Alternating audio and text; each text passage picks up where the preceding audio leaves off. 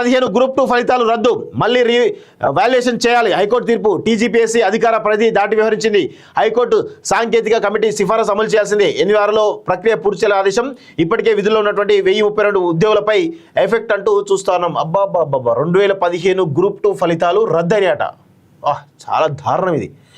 Telangana public service commission 2019 October 24న విడుదల చేసినటువంటి 2015 గ్రూప్ 2 ఎంపిక జాబితాను రద్దు చేస్తూ హైకోర్టు మంగళవారం సంచలన తీర్పు వెల్లడించింది.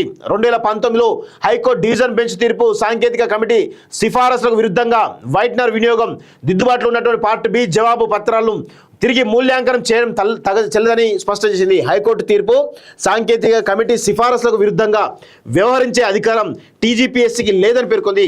ఆన్సర్ షీట్లో ట్యాంపరింగ్ జరిగిందన్నట్టు స్పష్టంగా ఉన్నప్పుడు వాటిని పక్కన పెట్టకపోవడం కమిషన్ వైఫల్యం తప్పట్టింది. 2019 అక్టోబర్ 24 ఇచ్చినటువంటి ఫలితాలు ఏకపక్షమని, చట్ట విరుద్ధమని, వాటిని రద్దు చేస్తున్నామని తెలిపింది. సాంకేతిక కమిటీ సిఫారసులు హైకోర్టు గత తీర్పు తగ్గట్టు తిరిగి మూల్యాంకనం నిర్వహించి అనర్హుల జాబితాను విడుదల చేసి నియామకాలు చేపట్ట స్పష్టించింది. ఈ ప్రక్రియ 8 వారాల్లో పూర్తి చేయాలని కమిషన్కు ఆదేశాలు జారీ చేసింది. 2015 నాటి నోటిఫికేషన్, 2019లో ఫలితం.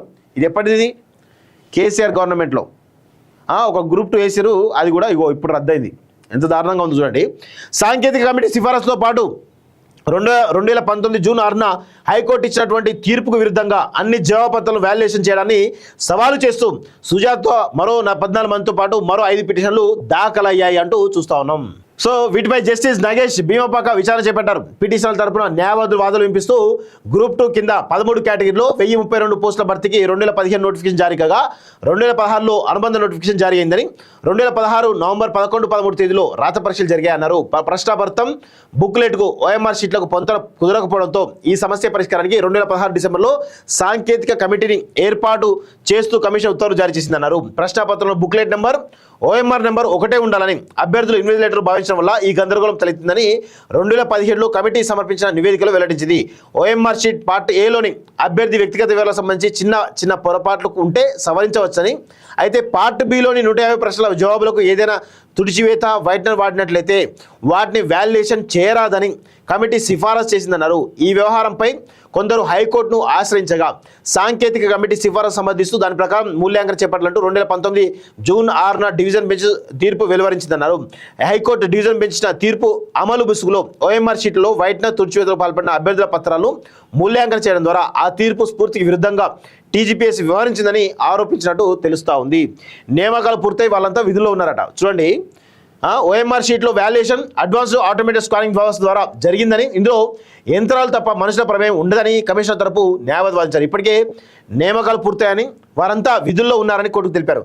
ఈ దశలో ఏదైనా వ్యతిరేక ఉత్తర్వులు ఇస్తే నియామకాల భంగం వాటితో పాటు పరిపాలనపరమైన గందరగోళానికి దారితీస్తున్నారు. అర్హత సాధించలేకపోవడంతో కోర్టును ఆశ్రయించారని, ఇలాంటి వాటిని అనుమతించాలంటూ సుప్రీంకోర్టు వెల్లడించిందని పిటిషన్లు కొట్టివేయాలని కోరారు. ఇరుపక్షాల వాదనలు విన్న జడ్జి జవాబుపత్రాల్లో ట్యాంపరింగ్ జరిగిన స్పష్టంగా కనిపిస్తున్నప్పుడు వాటిని పక్కన పెట్టకపోవడం కమిషన్ వైఫల్యమన్నారు.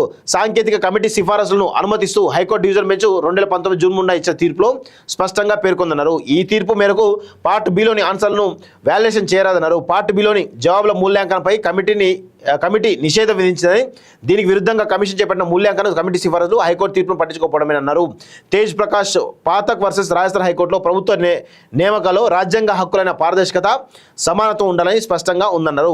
హైకోర్టు తీర్పుకు విరుద్ధంగా పార్టీకి పరిమితం కాకుండా అన్ని పేపర్లకు మూల్యాంకనాన్ని విస్తరించడం చట్టవిరుద్ధం, ఏకపక్షమని పేర్కొన్నారు.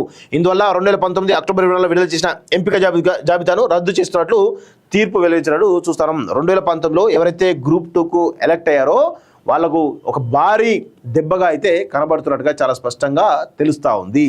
సో మొత్తానికైతే గ్రూప్ గతంలో 2015-16లో వచ్చినటువంటి నోటిఫికేషన్ ఏదైతుందో ఇక దానికి సంబంధించిన వ్యవహారం ఇది. అంటే కేసీఆర్ హయాంలో ఏ విధంగా ఈ రిక్రూట్మెంట్ జరిగిందో మనందరూ కూడా గమనించాలి. ఇప్పుడు వాళ్ళు మాట్లాడుతూ ఉన్నారు.